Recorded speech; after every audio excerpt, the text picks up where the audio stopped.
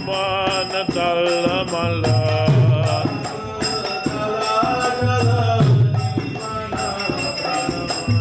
Bajahun Haripada Nitire Bajahun Haripada Nitire Abhaya Charanara Bindure Ajahure Mana Srinanda Nandana Abhaya Charanara Bindure Shravan Kirtana Smarana Bandana Pada Sevana Dasyare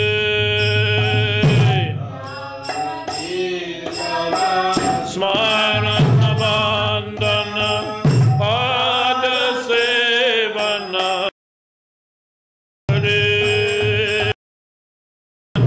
Sakhi Jana Admani Vedana Sakhi Jana Admani Vedana Govinda Dasa Bilashare Govinda Dasa Bilashare Abhaya Charanara Bindure Ajahure Mana Srinanda Nandana Abhaya Charanara Bindure Hare Krishna Hare Krishna Krishna Krishna Hare Hare Hare Krishna Hare Krishna Krishna Krishna Hare Hare Hare Rama Hare Rama Rama Rama Hare Hare Hare Rama Hare Rama Rama Rama Hare Hare Hare Krishna Hare Krishna Krishna Krishna Hare Hare Hare Krishna Hare Krishna Krishna Krishna Hare Hare Hare Rama Hare Rama Rama Rama Hare Hare Hare Rama Hare Rama Rama Rama Hare Hare Hare Krishna Hare Krishna Krishna Krishna Hare Hare Hare Krishna Hare Krishna Krishna Krishna Hare Hare Hare Rama Hare Rama Rama Rama Hare Hare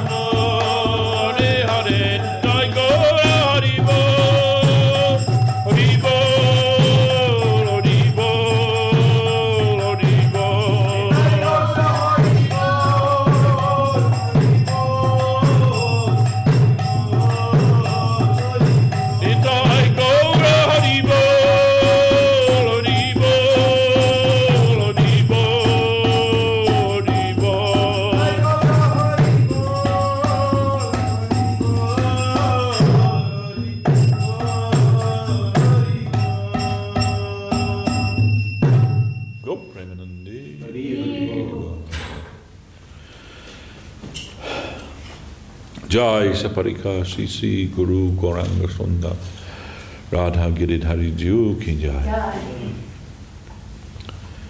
Jai Om Vishnupad Srila Bhakti Sundar Govinda Dev Goswami Maharaj Ki Jai. Jai Om Vishnupad Srila Bhakti Rakak Sridhar Dev Goswami Maharaj Ki Jai.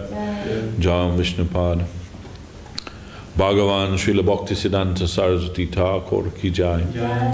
Rupanuga Guru Bhargya Ki Jai. Jai Sri Chaitanya Saraswata Acharya Brinda Ki Jai. Srila Bhakti Nirmala Acharya Maharaj Ki Jai. Samadvaita Vaishnava Mandali Ki Jai. Kol Kartel Ki Jai. Sri Harinama Sankirtan Ki Jai. Nitai Gaura Premanandi Hari Hari Gaura. Jai Sripad Devashis Prabhu Ki Jai.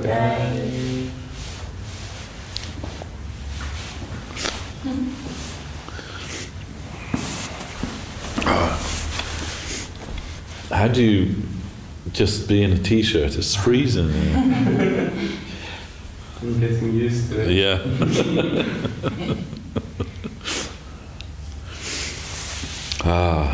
Jai Gurudev. Today is the Adivas of Navadip Dham Parikrama. And all the Vaishnavas, they go for to see the places of Mahaprabhu's pastimes, all around Navadip Dham. This was 100 years ago. This was predicted by Srila Bhaktivinoda Thakur. The day will come when the fair-skinned people of Europe, America, Russia, and all the countries of the world will come together with the Vaishnavas of India, with their arms upraised, chanting Jai Sachinandana, Jai Sachinandana, going from place to place where Mahaprabhu had his pastimes. And it is true. Srila Govinda Maharaj said, when I read that, as a young man, when I read that, I thought, yes, it must happen, but not in my lifetime. Mm-hmm. But we see, due to the preaching of Srila A.C. Bhaktivedanta Swami Maharaj and his followers and the followers of Srila Bhakti Siddhanta Saraswati Thakur, that prediction has come true all over the world. And we are also part of that, which is a wonderful thing, extraordinary thing. And that in itself gives us great hope. So the title of this talk is Embracing Hopefulness. And really, Krishna consciousness means hopefulness in the infinite.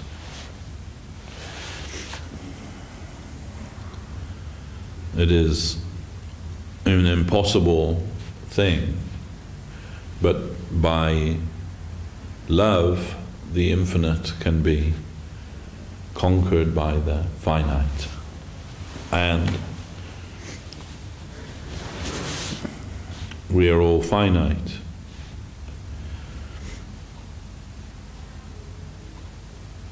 The soul is infinite, but in comparison with the Supreme Soul, or God, or Krishna, that infinite soul is very finite.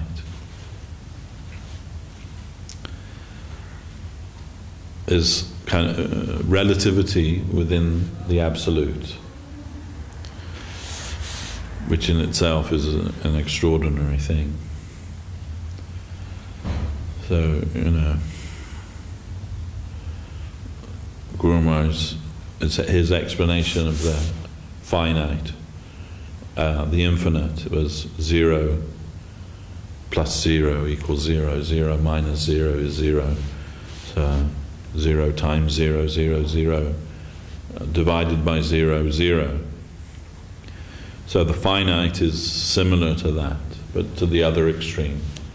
Finite plus finite, infinite plus infinite equals infinite, and infinite minus infinite, infinite, infinite times by infinite, infinite, infinite, divided by infinite, infinite. And everything is part of that infinite. When Srila Guru Maharaj was giving a lecture at the Arya Samaj, after he'd finished his lecture, one of the members of their group came up to him and said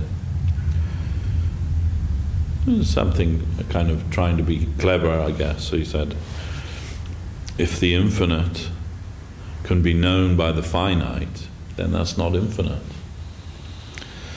And Guru Maharaj said, my reply, without even thinking, my immediate reply was, but if the infinite cannot make himself known to the finite, then he is not infinite. So, by constitution, being finite, the finite souls, we cannot know the infinite. It is not possible. It is not possible to fit the infinite in our brain, in our hand, in everything about us even.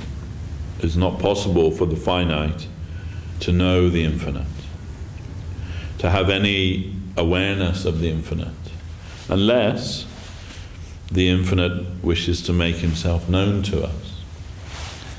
And our great fortune is that the infinite does want to make himself known to us. For that reason, he enters into this material world. He himself, or his avatar, or his devotee, come to this world to make himself known to the finite. And within that transaction,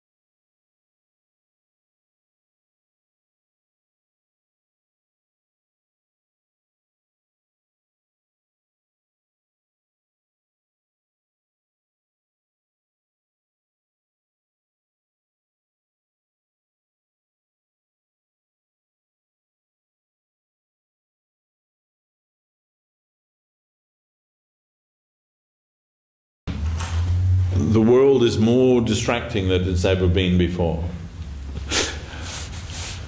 There's nowhere that you can be pretty much where you can't find something to distract you. And actually, everybody's looking for that distractions all the time in the name of entertainment or in the name of not being bored. My kids say that to me sometimes, you know. Oh, I'm bored, Dad, I'm really bored.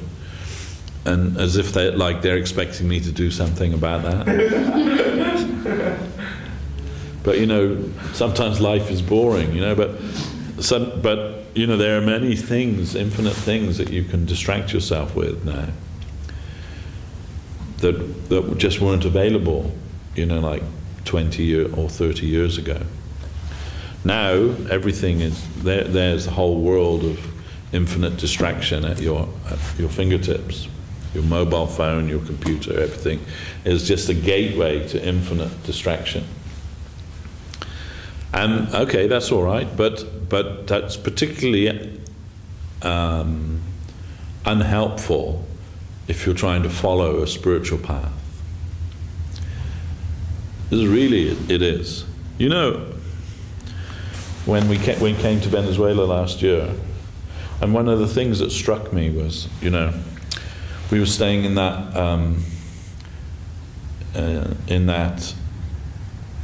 Prabhu's apartment in Merida. What was his name? Christian, yeah. Now he's initiated, right? What's his name now? Chaitanya Chandra. Well, a lovely man, actually. Really lovely man. He just let us use his apartment for free while we were there, you know, like a big 4-bedroom apartment or 3-bedroom, I forget now. But anyway, while I was there, and while we were there, Merida is where Ishanuga Saraswati's mother lives. So for the time we were there, we invited her to come and stay in this apartment with us.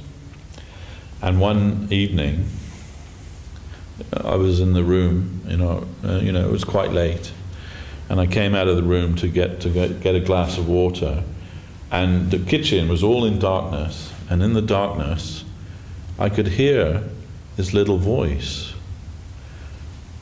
and it was Ishanuga's mother, your grandmother, and she's sitting in the darkness, praying. She's a very devout lady, you know, and I was embarrassed. I didn't know what to do, you know. Like, she's just sitting there in the darkness, all alone, praying.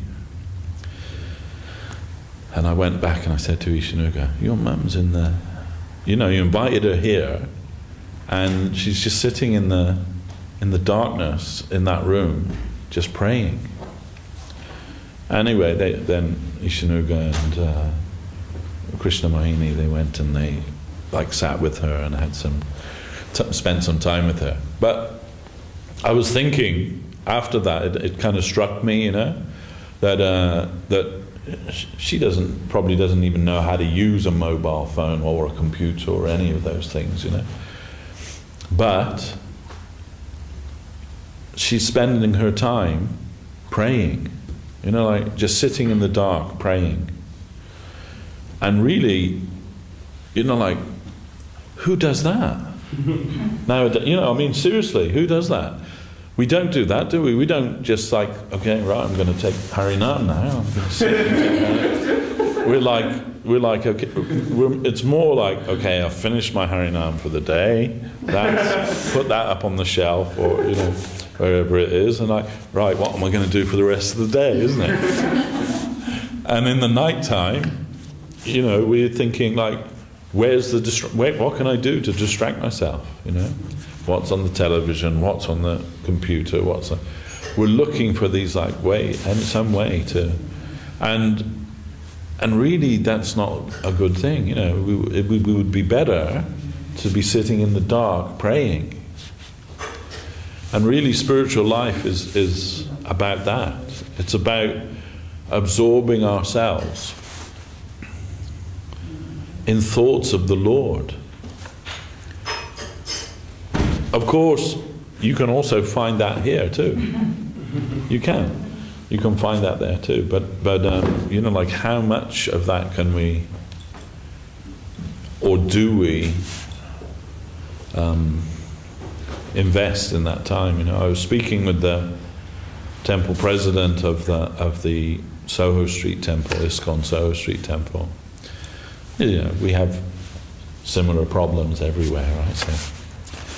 So then I was asking him, when I joined in ISKCON in 1977, there weren't mobile phones then. There weren't computer. I mean, if there was a computer, it was as big as this room, to do what the computers of today do. And there weren't laptops and personal computers like there are today. And a telephone had a cord on it, and But so when we joined the ashram, that was it. There was no more contact, more or less you can say, no contact with the outside world. You were there, you were in a monastery, and you had to spend your time practicing Krishna consciousness. All the time.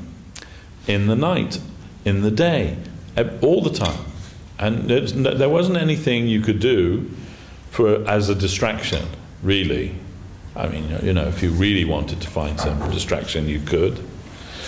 But if it was much easier to spend your time in Krishna consciousness. So I was asking Jayanatai Prabhu from Soho Street, like, what do you do about like mobile phones and laptops and all of that? And he said, no, we don't allow them, So when you join the ashram, you have to surrender those, give up your mobile phone and give up your laptop. And I was thinking, wow, if we said that in our mission, everybody would leave, wouldn't they? And instead, if you need a phone for your service, they give you a phone for your service. If you need a computer to do your service, they give you a computer for your service. And then when your service is over, they take it back and lock it away in the cupboard. And he said we had to do that because we had devotees like up till 2 o'clock in the morning on their laptops. And you're not up at 2 o'clock till 2 o'clock in the morning looking for Krishna consciousness on the internet. So, but anyway, my point is that this material world, which is full of infinite distraction, and it seems to be that's increasing more and more and more and more. It's the trend, I suppose, of Kali Yuga. Now you've got like 24-hour-a-day television, and with like 1 million channels of distraction. If you can find anything worth watching on there, then good luck. But really, I mean, it's very difficult to practice Krishna consciousness in this world of infinite distraction. But at the same time, we also have infinite possibility for connecting with Krishna's service. There's so many advantages with the modern technology that we have today.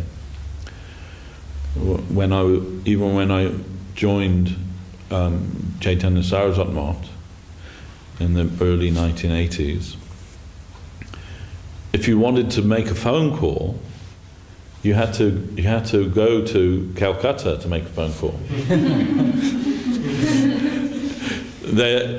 When we first came, there wasn't a phone in Navadvip, and they did get a phone eventually. The number was Navadvip 85. So that shows you how many phones there were in the whole of Navadvip. Number 85, Navadvip 85. But most of the time the phone was dead. You couldn't get a line even. But before that, if you wanted to make a phone call, you had to go to Calcutta. And seriously, if you wanted to make an international phone call, like phone home, sometimes I'd phone home and have a chat with my mum, just to let her know I was okay. You had to go to a place called Telephone Bhavan. And I'm serious, I'm really serious. Telephone Bhavan in Calcutta and book a call. And not only book, you couldn't just go there and make a call. You had to book the call and come back at the time when your call was booked, which was usually, like later that day or the next day. And then normally when you call through, you'd get through, and before you'd even said a few words, it would cut off. You'd lose the reception. So I mean, you didn't call home very much because it was such a big endeavor, So the temple was like a sanctuary, a monastery. There wasn't any availability of distractions and so on. There wasn't any internet. There wasn't any even computers. I remember when the first computer came to Navadvip, and it was a little Mac SE, little small one. And the screen was about this big, and it was black and white. It had 4 megabytes of RAM, and 4 megabytes of RAM, and 4 megabytes storage. And at that, I remember at that time when that came out, one of the early Macs, and Steve Jobs said, "I can never see a time in the future when you'll need more than 4 megabytes of RAM or 4 megabytes of storage." How wrong he was.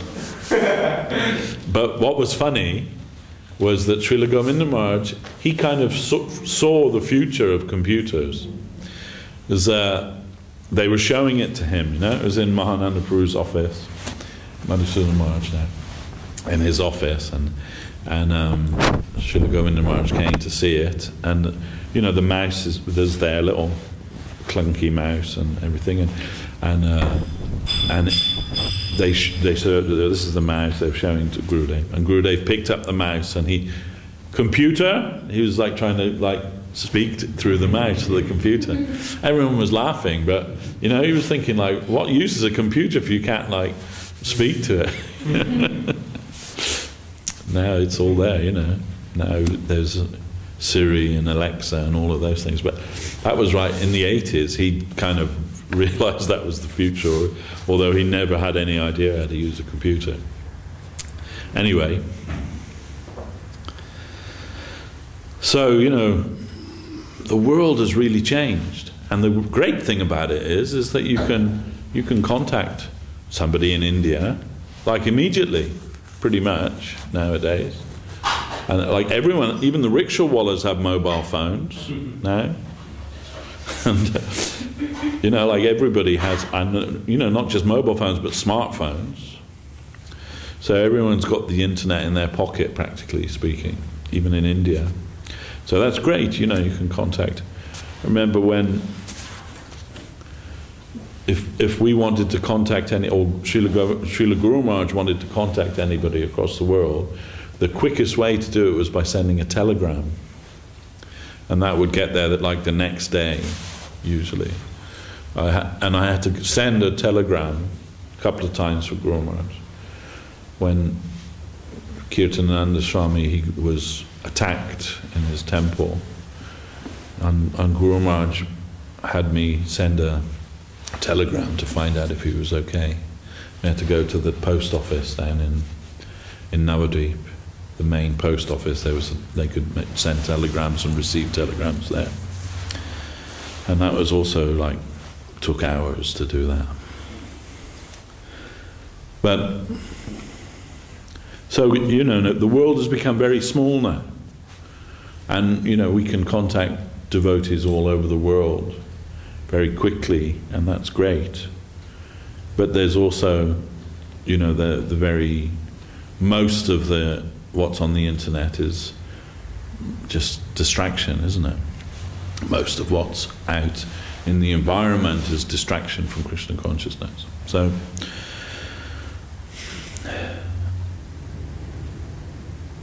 sometimes, because of all that, you start feeling very hopeless about, you know, you're ever connecting really with real, substantial Krishna consciousness.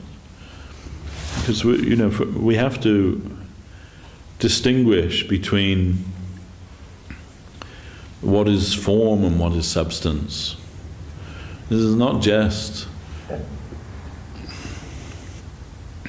the outward show or the lifestyle or something like that, you know. Krishna consciousness isn't that. Krishna consciousness is something very deep and profound, and although innate to us, very difficult to obtain, actually.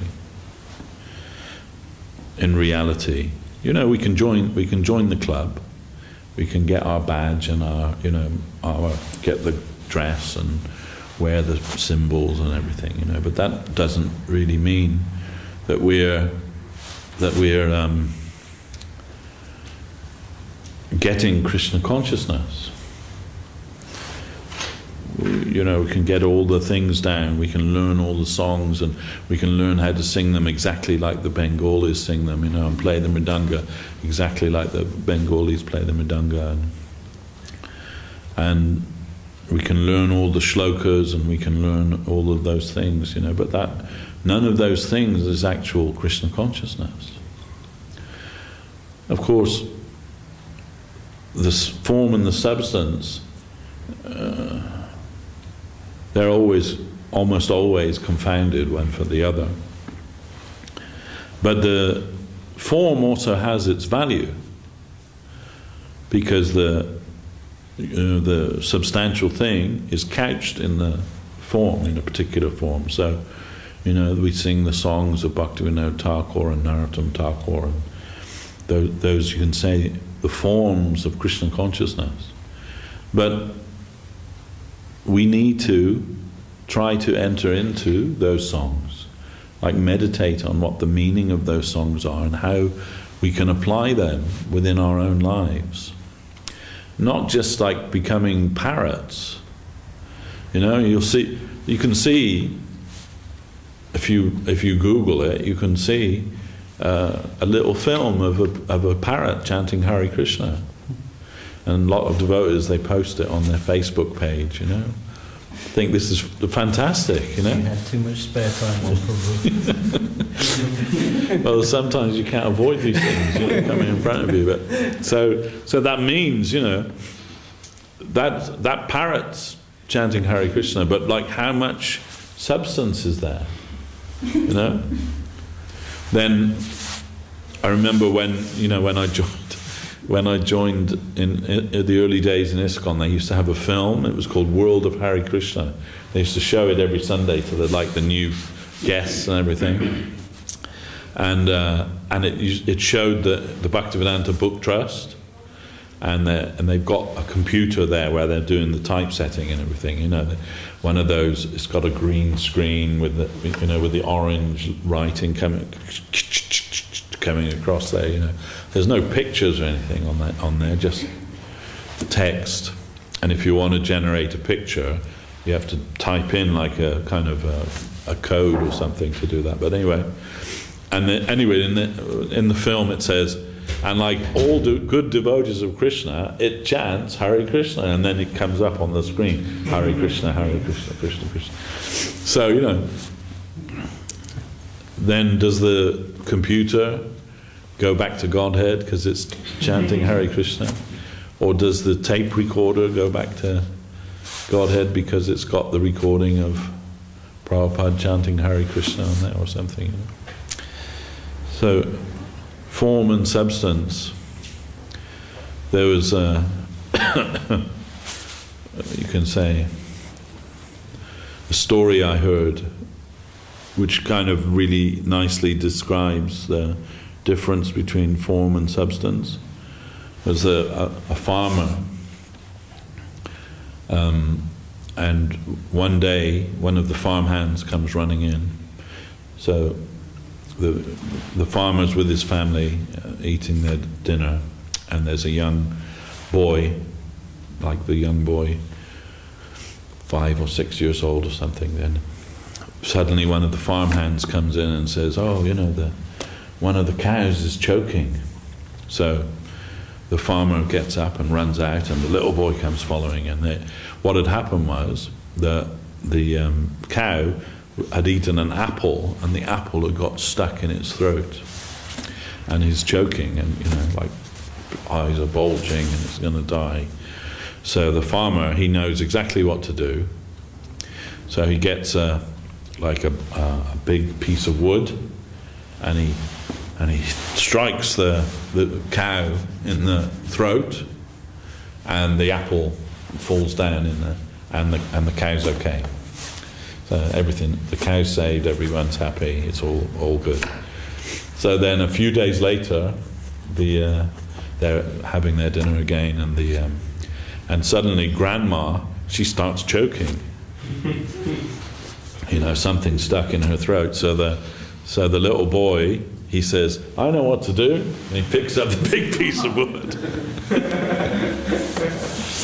So this is one of the, form and substance, that just by following the form, just by doing what his dad did, that would have killed Grandma. May have been okay for the cow, but that would have killed Grandma. So just like imitating doesn't give us the desired result. We have to go deeper than that. So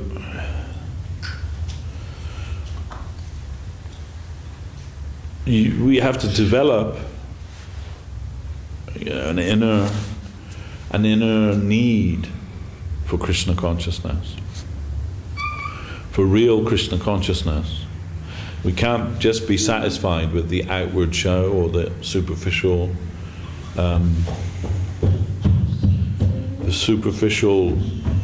demonstration of our Krishna consciousness. That I got all of the outward things perfect, but what's going on inside of me? That's the real question.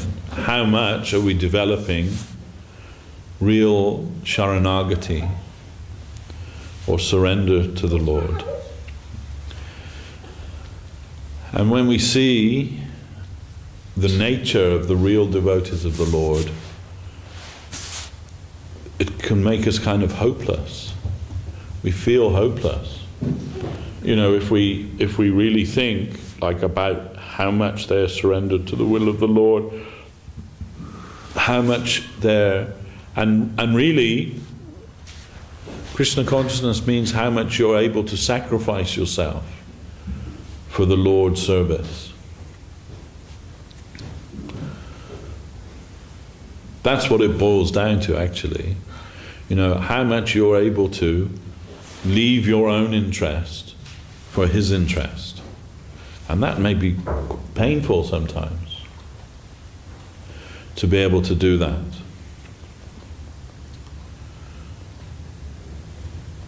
And that also, form and substance also will be there again in that consideration. Jai.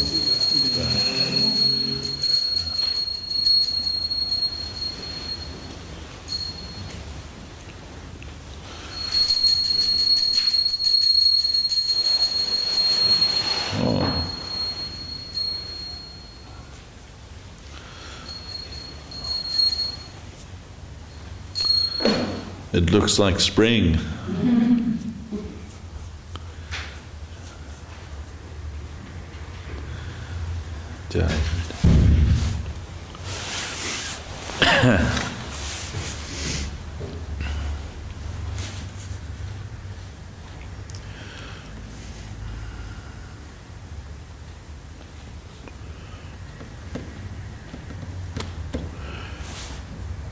We cannot but feel, in one sense, infinitely hopeless in our aspiration to surrender to the Lord, because we know that, at least I can say for myself, that my whole being is just filled with a desire for comfort and convenience, and not even slightly do I want to sacrifice that for Krishna's concern.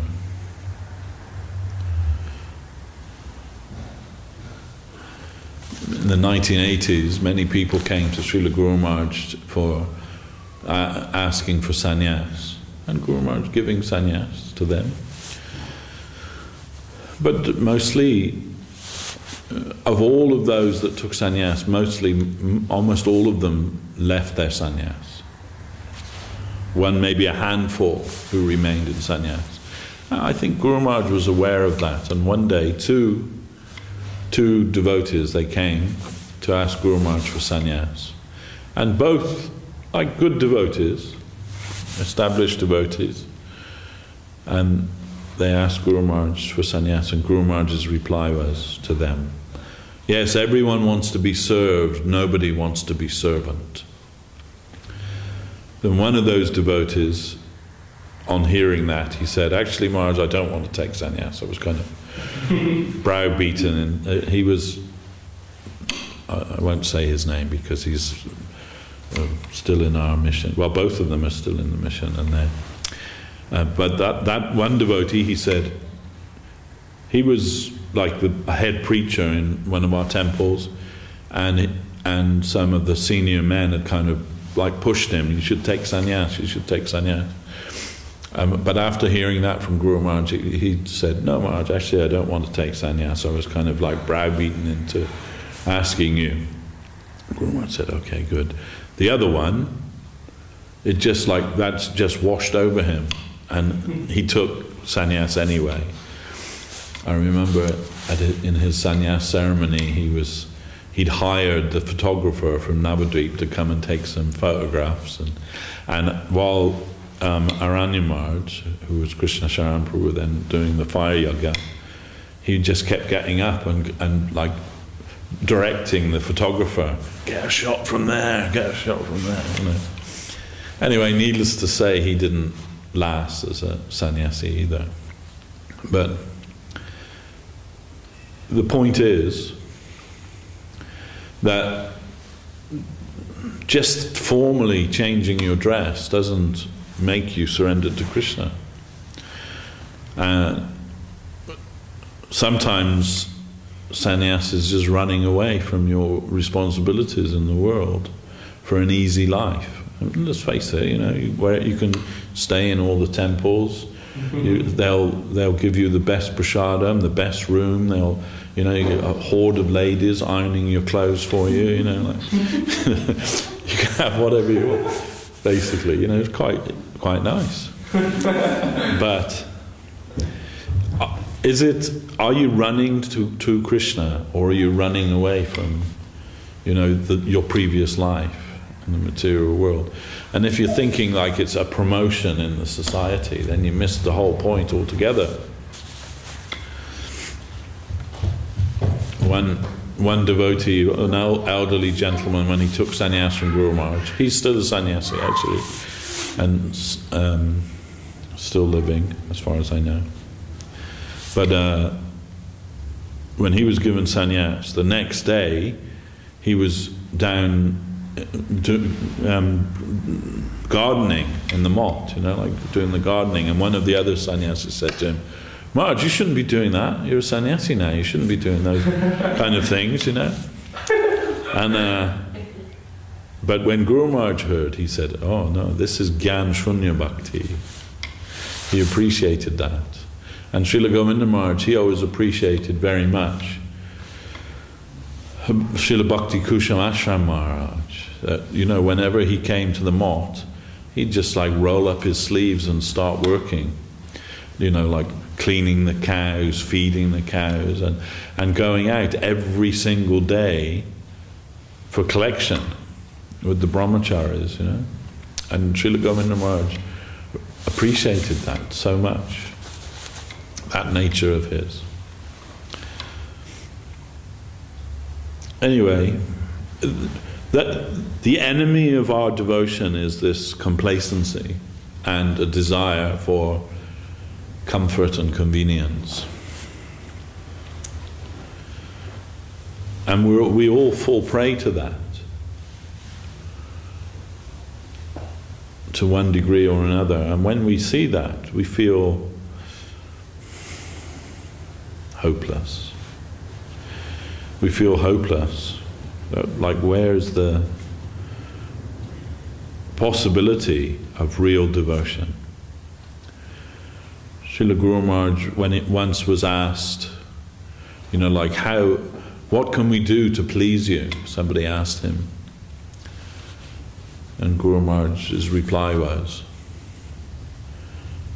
what I am living for, that I want to give every last drop of my blood for the service of my Guru Maharaj and nothing else.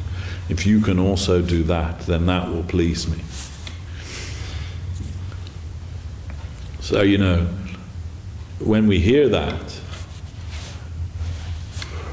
we just think, how is that possible? Once Guru Maharaj was talking about, like, what is real Krishna consciousness, and he's saying, with what kind of audacity are we coming for this?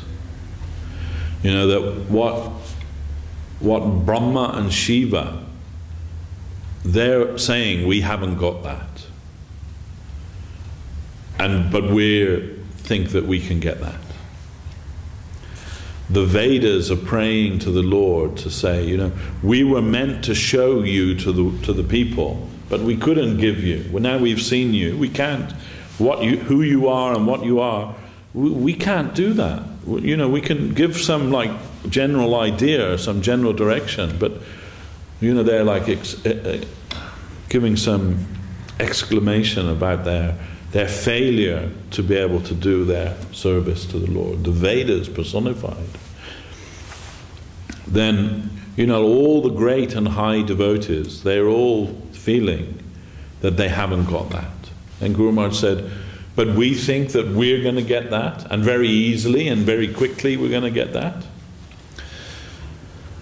Then his expression was, is it a fun? Means is it a game? Is it just like a game that we're playing? Then what we have come for, almost impossible to attain. This was Guru Maharaj's, the tenor of his talk this day. Almost impossible to attain. And Guru Maharaj sitting on that bed, like that wooden cot that was outside his room. He's sitting on there. And we're all sitting on the floor. And maybe there were 20 of us there, perhaps. And I think every single one of us wanted to just slide under that bed and just lie there until we died. It was really depressing after what Guru Maharaj was speaking for over an hour about how impossible it is to get real Krishna consciousness. And we were just all stunned to silence when Guru Maharaj was finished. Everyone just sitting there, hopeless, really hopeless. And everyone, I think, with the same question going through their head, and not one of us brave enough to ask Guru Maharaj that question. And then finally, after what seemed like an eternity of this kind of awkward silence, then Bhakti Sudhir Goswami Maharaj, he said, then Maharaj, what's the point of even trying? Then Guru Maharaj could see the dejected, or maybe he couldn't see because he couldn't see very much, but he could feel the dejected vibration coming from all the devotees there. Then Guru Maharaj started laughing. And he said, oh, we are not atheists. Then that if we don't get everything in our fist in one lifetime, then there's no point. And then he said, but why worry about the goal when the process is so much fun? And then the mood became light again, and this is true actually. In spite of all of that, there's nothing nicer than the lifestyle of Krishna consciousness. That you can have the company of the most wonderful people in the world and hear the most wonderful Harikatha and have wonderful kirtan and prasadam, mahaprasadam. That nobody eats like the devotees eat, do they? Even if you go to the best restaurant, after you've taken prasadam, you'll feel disappointed, won't you? However great they may be in their own estimation, or how many Michelin stars they might have. What's that all about? Michelin stars, They make tires. Who are they to say how great a place is? Tire makers. Anyway. But you won't feel happy with eating anything after you've taken Mahaprasad, the devotee's Mahaprasad. Then really it's a wonderful life. If nothing else, it's a wonderful life. So, and therein we find, like infinite hope. Because although by constitution we can't attain Krishna consciousness, but similarly to what Guru Maharaj said in his reply to that fellow from the Arya Samaj, not only can the infinite make himself known to us, the infinite can embrace us and bring us up to him, take us to him. And really, that's what he wants to do. He didn't create us just to suffer in hopelessness in this material world for eternity. He created us for something else. And that something else is a life of eternal love, happiness and bliss with him. That's why he created us. So he could have just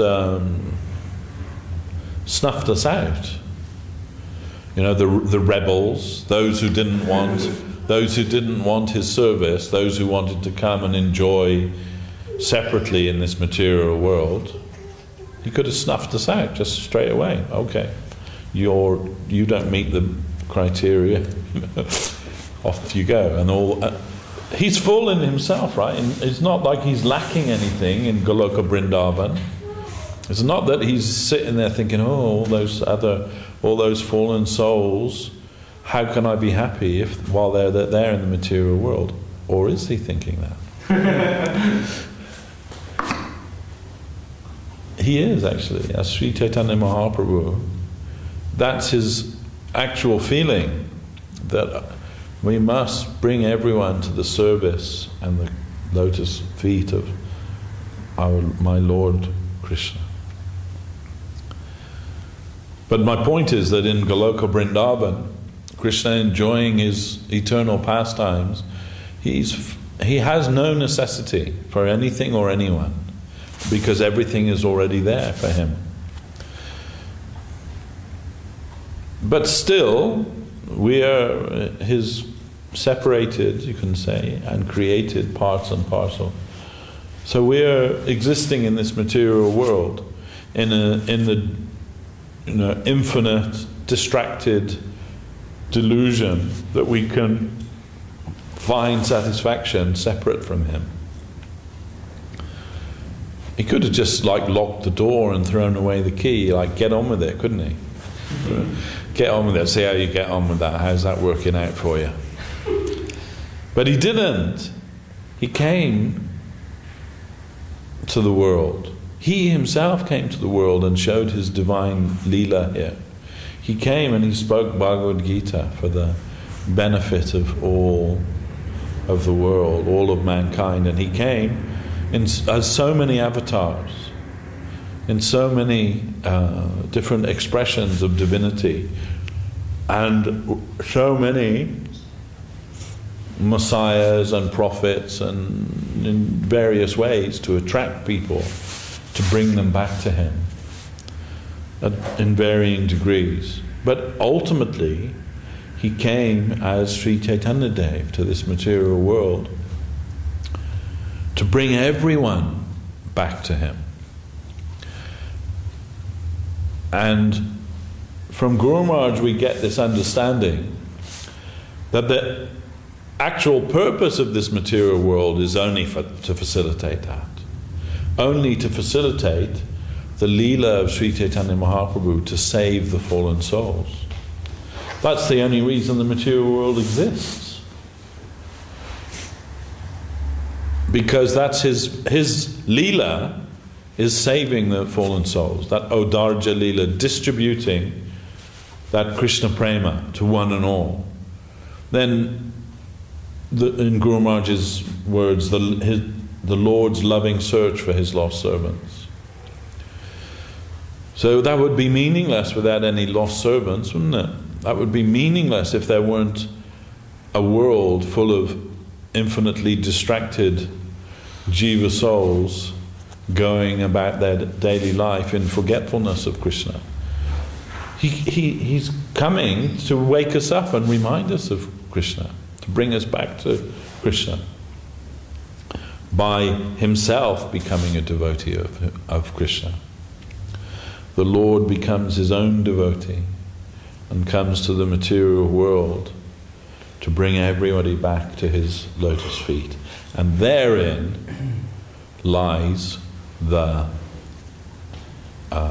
possibility of infinite hope. That none of us is worthless, that none of us is defective to such a degree that we're beyond redemption. That all of us are meant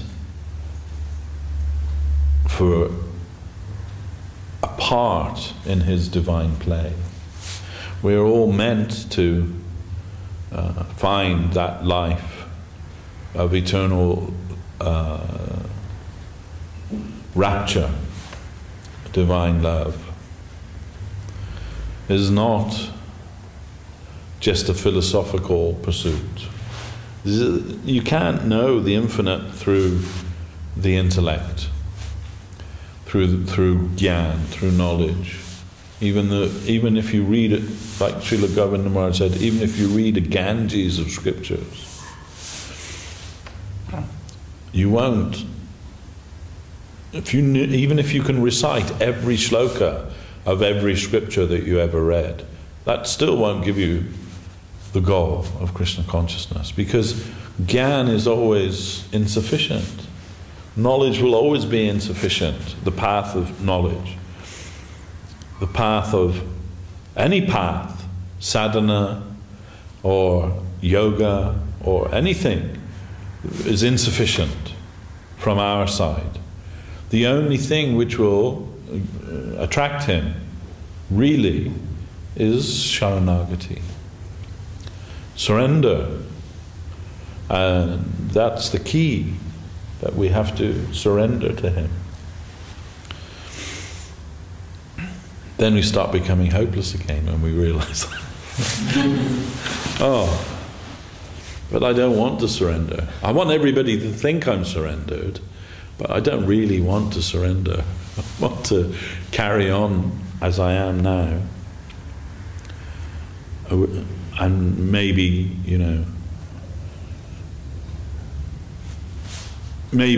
people say that, don't they, sometimes? Oh, maybe in my next life I'll have a better opportunity. There isn't any next life, there's only life, There's now.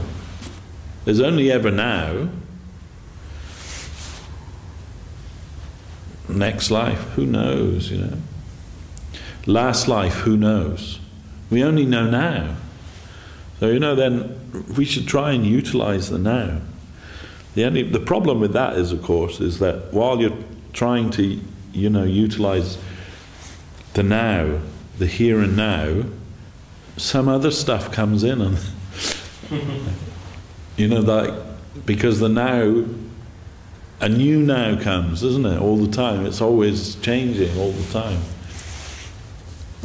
Trying to be in the here and now, and then the next here and now comes in and pushes that out of the way. But we only have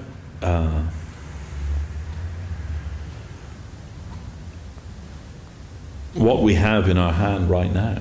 We don't know about the future. The past is gone. This was, Guru Maharaj liked that poem by Longfellow. How does it go? Trust no future, however pleasant. Let the dead past bury its dead. Act in the living present with heart within and God overhead. Guru Maharaj liked that and quoted that often. And Bhaktivinoda Thakur's own poem kind of echoed that same sentiment. Forget the past that sleeps and never the future dream at all, but act in times that are with you and progress you shall call. There's just one line in that poem. So we shouldn't think, oh, you know, like maybe in our next life or maybe in the future, and there's only now. Because we'll always be thinking that. Tomorrow and tomorrow and tomorrow, Shakespeare said, right? But tomorrow never comes. There's only ever now. So, because if you think that, if that's your idea, oh, maybe in my next life, in your next life you'll also be thinking, oh, maybe in my next life. It just goes on infinitely. So sooner or later we have to decide, no, now. If not now, then when? You know, that we have to think that way. And the Lord gives this like infinitely hopeful assurance to us. And you know, you find all of these things in Prapanna Jivanamritam. There, if you study Prapanna Jivanamritam, and Srila Govinda Maharaj said that devotees should study this book daily. There you will find the cause for infinite hope.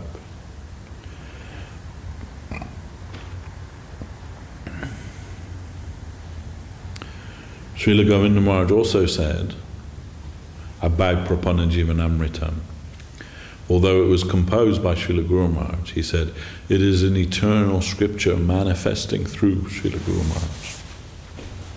Like Bhagavad Gita, and it's in the eternal scripture of Srimad Bhagavatam. Prapanna Jivanamritam also, eternal scripture and manifested through Srila Guru Maharaj. But there, anyway, there he's recorded so many hopeful shlokas, the composition.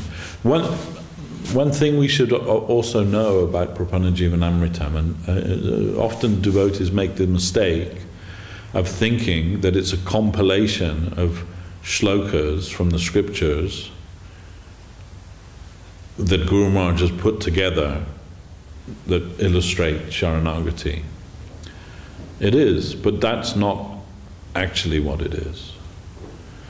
You see, the shlokas that Guru Maharaj has quoted in there, they just support what Guru Maharaj is telling us. The actual substance of the book are the aphorisms before those shlokas. Those are the essential part of that. The shlokas that are just what support those things.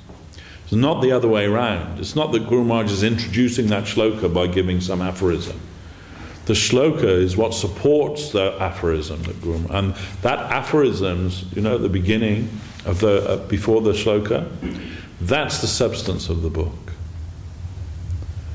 It's a subtle point, but actually that's the fact.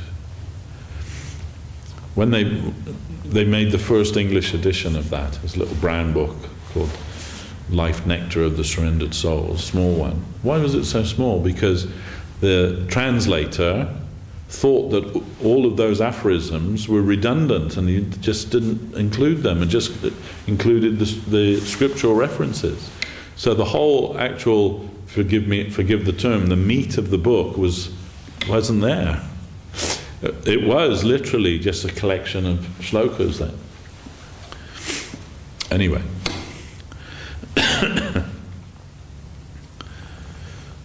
In Prapanna Jivanamritam we find there Lord Ramchandra speaking to his devotees. Vibhishan was the brother of Ravan, and Vibhishan left Ravan and came to surrender to Ram. And when he came, everyone told Ram, no, don't accept him.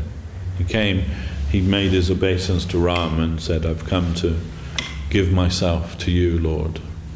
And everyone else said, he's Ravan's brother, you know, don't accept him. He's a spy from the opposite camp. You shouldn't accept him. Even Hanuman, all of them, they all said to Ram, no, he's a spy. Don't trust him. But Ram told them, whoever once says to me with full sincerity, Lord, I am yours, then I give him my protection for all time to come. This is a simple and a small thing, but in that small statement is cause for infinite hope. That only we need to surrender to the Lord once sincerely, and He'll take charge of us. He'll accept us if we are sincere. And how can we be sincere? Just by being sincere. There's no magic formula, you know. When somebody asked Guru Maharaj that, like, how can I be sincere? And Guru Maharaj said, just by being sincere. It's not like, you know, if you do this and you do that, then you'll become sincere. No, either you're sincere or you're not. But what we should know also, which I heard from Guru Maharaj, is that sincerity is a quality of the soul.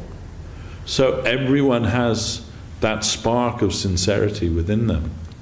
What is it that spoke to us about Krishna consciousness? What is it that that attracted us? Okay, maybe it was something superficial to begin with. But what substantially captured us, that voice that spoke to us, touched something sincere within us. Something that made us think, this is worthwhile, you know, this is something worthwhile, something worth giving my life for. Okay, you know, maybe our circumstances change. You know, and I think, oh, you know, I was so like into it when I started out in Krishna consciousness, and now like maybe not so much. You know, but our circumstances change, but still that spark which initially brought us to the lotus feet of our Gurudev and to the conception of Krishna consciousness, that remains within us. We've got to find a way of tapping into that inner voice again. Call it what you like, call it the super soul, call it the Chaita Guru, call it your conscience, call it that spark of sincerity, whatever you like. But that thing within every one of us won't allow us to be misguided and won't allow us to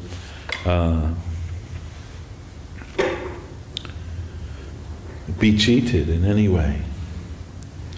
That voice, that spark, we have to try and again listen to that. And that requires some introspection, requires us to go a little deeper within ourselves than before. Because, you know, we also, even within Krishna consciousness, we come to Krishna consciousness, this isn't the end of it, that's the beginning. But within Krishna consciousness, we also fall subject to becoming infinitely distracted. Still, that spark remains, and so it just means we have to look a little deeper now to try and connect with that again, with that spark of sincerity that wants Krishna consciousness. We have to realize that we've become duped by the distractions of this material world. And again, search for that sincerity, search for that spark of enthusiasm. In the Rupa Goswami's Upadeshamrita, That's called utsahan. Utsahan means to be enthusiastic. How can you be like endlessly enthusiastic about devotional service? When we first come, everything's like great and we get all enthusiastic about it, you know, but sooner or later we realize, you know, that there's still this slog of life that we have to go through day to day. And it's hard to maintain that enthusiasm for Krishna consciousness as we had before. Especially as you get older, you know, when you're young and you have no responsibilities in the world and everything's great and you know you can be enthusiastic about everything. But it's hard to maintain that over years and years and years and years, and all the time the material energy, which is enervating and you know, like cowing us down, telling us, no, you're never going to get that, and it's never, you know, like, why are you even bothering to try? That's the job of Maya, to try and convince us that, yeah, Krishna consciousness is great, you know, but like, maybe in the next life, right? That's Maya's job. She wants us to believe that. No, I'm not going to be able to do it. You know, especially when you get older, people say, I'm just too stuck in my ways, you know, I can't change who I am, but that's just Maya, you know, because none of those things are real.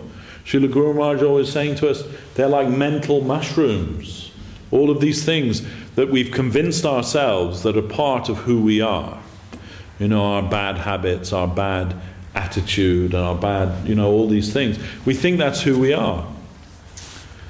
But, you know, my kids bought me a mug at Christmas, Mr. Grumpy, it said. So, you know, and I think I'm that. I think I'm Mr. Grumpy. But, you know, it's just a covering of Maya, actually, you know. It is. We're not all these things. They're just mental mushrooms. And Guru Maharaj said, just like mushrooms, they don't have any real foundation. They have no root. They're not rooted in the earth. You know where mushrooms grow, if you throw a bucket of water, they just wash away, because they're just floating on the surface. So all of these ideas about who we are, all these negative impressions that we have about ourselves, they're just mushrooms. They're just floating on the surface. You just wash them away, and you'll see that underneath there's a devotee of Krishna.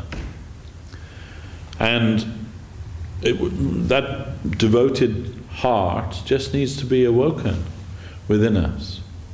And this is, Mahaprabhu is telling us this, Cheto Darpana Marjanam. This is the first shloka of Shikastakam. The Lord's telling us this. If you engage in Nama Sankirtan, by the chanting, the cultivation of the chanting of the holy name of the Lord, all of that mental baggage will be washed away, will be cleared away. That's the first stage of the effect of the chanting of the holy name of Krishna. So, you know, then the part of us is saying, yeah, I haven't even come to that stage yet.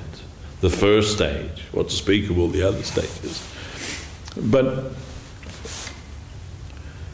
we have to embrace a hopeful attitude, that by the grace of the Lord, that what He says is true.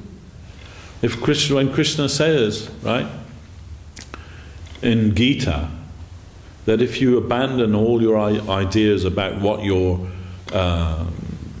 dharma or your responsibilities are in this world, and just surrender to me, I'll protect you. Don't be afraid. Don't fear that, you know, that all of these things will come to weigh you down by abandoning them. All of these things that have some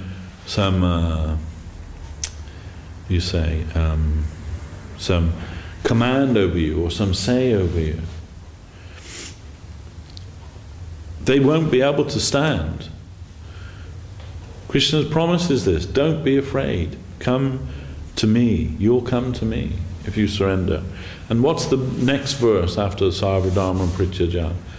Manmana bhava mad bhakto madhyaji mam namaskaro mami vaishasi satyam te pratijani priyoshime.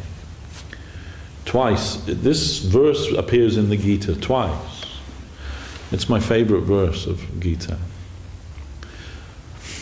After Krishna's given the clarion call, then he gives that supreme sweet assurance.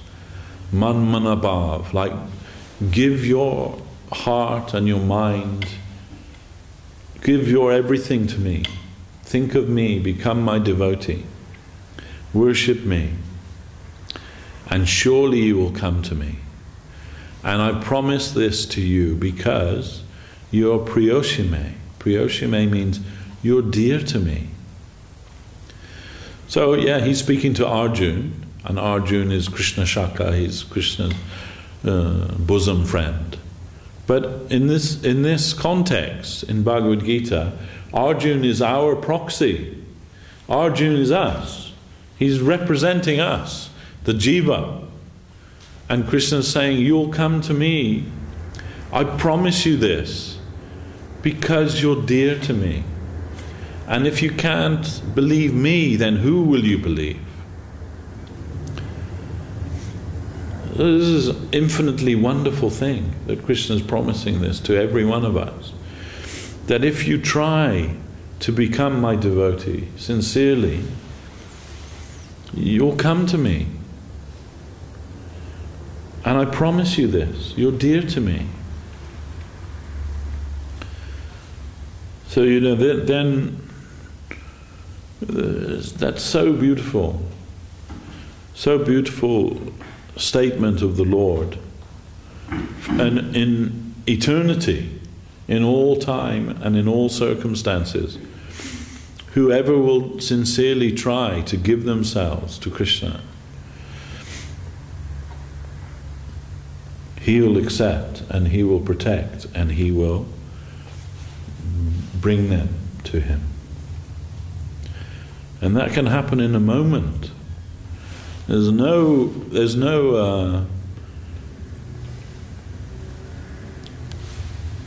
obstacle to that. There's no distance between us and Krishna, actually. I mean, not that we think we have to, go through all of the layers of this material universe and then cross the Briraja and to reach the Vaikuntha, and then penetrating through Vaikuntha come to the Goloka Vrindavan. Like, well, how will you do that? Then the Starship Enterprise can't do that. Like, no. In a moment, you can be there in Vrindavan. Just by your willingness to do that. The willingness meaning that no other prospect in this material world that can charm you away from your goal. And now we're going to the other side, the hopelessness side again, aren't we? Thinking, well, there's plenty of things in this material world that can charm me away from Krishna consciousness.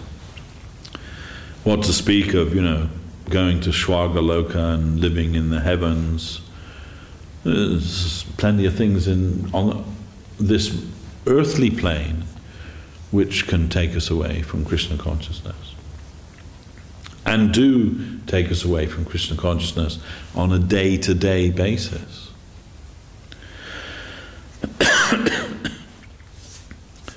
But our Lord is infinitely gracious and infinitely kind. We're not dealing with an impersonal absolute. We're not dealing with a process. Some devotees, they think that Krishna consciousness is a process. That if you chant 16 rounds every day and follow the 4 regulative principles, you'll go back to Godhead. This is like the contract, guaranteed. It is not like that, You can chant and you can chant and you can chant forever, and not get Krishna. And follow every principle in the book and not get Krishna. Follow every ritual in the book and not get Krishna. Follow every sadhana available and not get Krishna. And you can do it all perfectly. But if your heart is wrong, you won't get Krishna. And the only way to make the heart right is by Sharanagati. So Srila Guru Maharaj says, in Prapanna Jivanamritam, again, that we have to discuss Sharanagati all the time. Like, talk about it. Try and culture it. Try and understand what it is. Try and understand how that can apply to me in my life. At every moment we can surrender to the Lord. In every thought, word and deed we can surrender to the Lord. Not just once, but always, infinitely. And on the other hand, we can turn away from the Lord infinitely also. But the thing which gives us great hope is that the Lord won't allow us to do that. Ultimately, once you have come to His shelter, He won't leave you. You may try and leave Him, but He won't leave you. This is again Guru Maharaj has said that, we may build up big walls to try and keep Krishna out. But Krishna is a thief, and a thief doesn't need any invitation. By his own way, he will find a way to come in. And when he comes in and takes possession of everything, then nothing else can remain. Just like when the sun rises, the darkness cannot remain anywhere. In the light of the sun, all darkness is dispelled. So when Krishna comes and takes possession of the heart, then nothing else can remain. So, and whatever appears to remain is just the remnant of that. It's like Srila Prabhupada used to give the example, when you turn off the fan, there's no more electricity going into the fan, but it still spins for some time. So it may appear that there's still some remnant there, but once Krishna has taken possession, He's not going to let go. In the 80s, the president of Russia, his was Brezhnev. And Brezhnev, he made a speech one day. And in that speech, Guru Maharaj told us this. Before Guru Maharaj took prasadam, in the afternoon, he used to listen to the BBC World Service on the radio. And this day, he's listening to the World Service, and he became a little bit excited, and he told us, I just heard President Brezhnev gave a speech, and in his speech he said, the two greatest enemies to the Russian people is American pop music and Hare Krishna. and we were like, wow. And Guru Maharaj said, but Guru Maharaj was all excited, and he said, but that means it's too late for him now, because he already said Hare Krishna. That's all it requires, right? That's all it requires. It's like, you're trapped. Now it's just a matter of time. Say the name of the Lord and He'll come searching for you. That which you are searching for is also searching for you. So once you've come in connection with Krishna consciousness, there's no escape. You may opt for infinite distraction, but still within that infinite distraction, the Lord is coming to claim you. You can't escape. You won't be able to get away. Sorry. I was listening to a talk recently of Goswami Maharaj, and in that talk he said we should put a warning. Krishna consciousness will ruin your life. And it's the fact, right? Krishna consciousness ruins your material life. It does, you know. It's told in the scripture, if there's anything that you value in this world, don't look at that boy standing on the banks of Keshigat with the threefold bending form, playing his flute with eyes like lotus petals. Don't look at him. Because once you see him, everything in this world will appear like rubbish to you. Really, it's the fact. So, you know, then if there is anything that you value in this world, don't look at that Krishna. Because once you come in contact with him, then everything else, it's just a matter of time. It's just a matter of that fan spinning out. Once the spinning stopped, that's it. No more. And that's it, really, you know. And that's the curse of Krishna consciousness, is that you can't enjoy your life anymore. You can't. All those things that you thought were enjoyable, they're not enjoyable anymore. Even you go through the motions, you understand it's not giving you that rasa that it used to give you, you know. That thing which you thought you were getting so much pleasure from, you now realize it was all nonsense. The curse of Krishna consciousness. And the curse of Krishna consciousness is what gives us infinite hope. So, you know, then we want that, actually. We want that curse. That's the greatest thing. Mahaprabhu was cursed, you know that?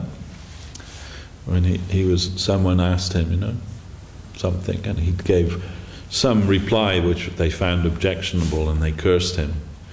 You'll never be happy in this world, you know, you'll never enjoy married life, you'll never enjoy all these things. And Mahaprabhu took that curse as a blessing, and he said, thank you so much. So, you know, everybody is under that curse, actually, whether they know it or not.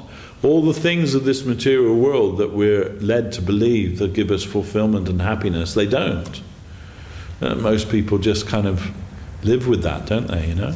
But when you realize that they're not meant to give you fulfillment, they're not meant to give you happiness, that you're looking in the wrong place, then you've got a chance to try and put things right. Have a look in another direction. Instead of going outwards to try and enjoy all these things in the environment, go within yourself and see who you actually are. Try and understand who you actually are. And what is your real necessity? Your real necessity. Guru Maharaj says, not the fulfillment of consciousness, not the fulfillment of eternal existence, but the fulfillment of love. The fulfillment of joy, the fulfillment of ecstasy. And you won't find that out there. You won't find it out there. That's the truth of it. You won't. You'll only find it within yourself. Because the Lord is already there in your heart, sitting on the tree, waiting for you to turn to Him. That example from the Upanishad. The two birds in the tree, one is enjoying and trying all the different fruits, and sometimes those fruits are sweet and sometimes those fruits are bitter, but the other one just sitting and observing and waiting. And when you're finished with all that, trying this and that and trying all these things, and you turn to Him, that is the Lord in the heart waiting for you to turn to Him, waiting for you to admit, I was wrong, you know, all these things that I wanted, all these things that I aspired for, all these things that I thought were going to give me fulfillment, they're actually the very cause of my suffering. Now I'm surrendering to you, Lord. I don't know what's good, what's bad, or what's right or what's wrong. I don't know any of that. But I know that you are the source of real fulfillment.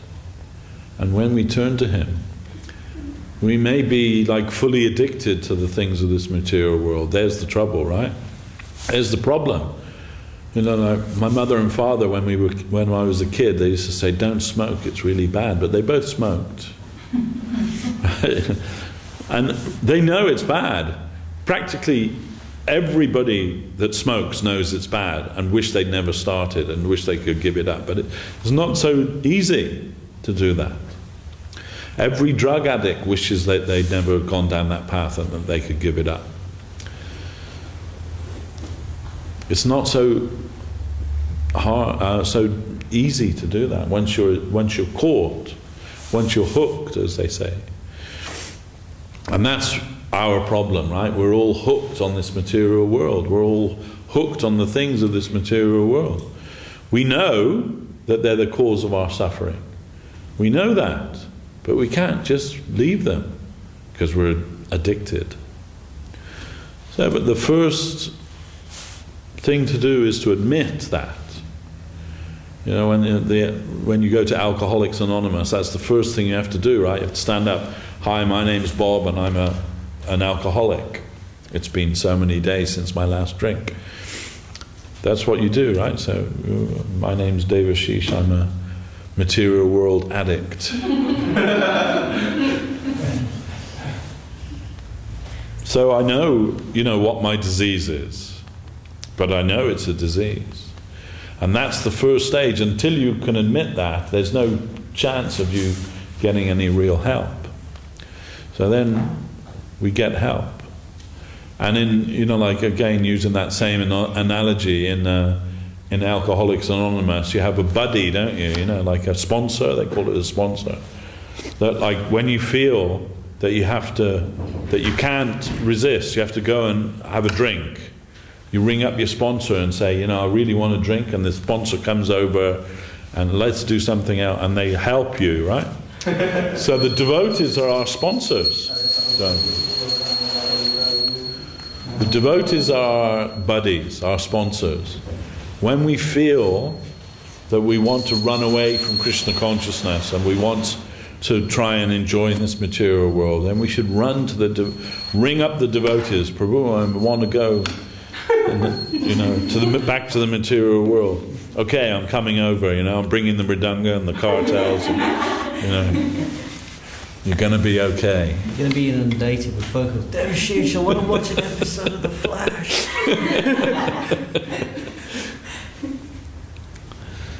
So, but that's, and Srila Guru Maharaj and Srila Gurudev has said that many times, We should call on the devotees. And even if we live somewhere and we don't have, like devotees nearby, just call their names. Really, Gurudev said that if you think about somebody in the right way, you can have their association, even if you're not physically present with them. So call out the names of the devotees and pray to the devotees. They'll come to help you some way. Call on your Guru, call on Krishna, call on the devotees, and they'll help you. And you'll remember Krishna. And all of those things that you're addicted to, they'll just disappear because they're not real. They're not substantial. They don't have any real claim on you. Because ultimately, the infinite is our friend. The infinite is friendly to us. Guru Maharaj said that. So many things in this material world, holding us to this material world, but they're all traitors. None of them are our real friends. Our real friend is Krishna, and He'll never disappoint us. He'll never refuse us, and He'll never disappoint us. He'll never betray us. He'll never be vindictive towards us. He'll always be accessible to us. In whatever circumstance you are, whatever place you are, you can always Connect with Him through His holy name. Immediately you can connect with Him. Quicker than you can pick up your mobile phone and dial up somebody's number. Quicker than you can, surf the web to where that person is on Skype or whatever. Quicker than that, you can connect with the Lord through His holy name. His holy name is reality. The holy name of Krishna is real, and everything else is unreal. If we understand that, then we live in hope. Hope of our eternal salvation. Jai Gurudev. Thank you. All right. Sorry, I've gone a bit long again. We'll stop now and we will do some Sankirtan. Jai Srila Gurudev, Jai Srila Guru Maharaj, Jai Vaishnava Brinda Ki Jai.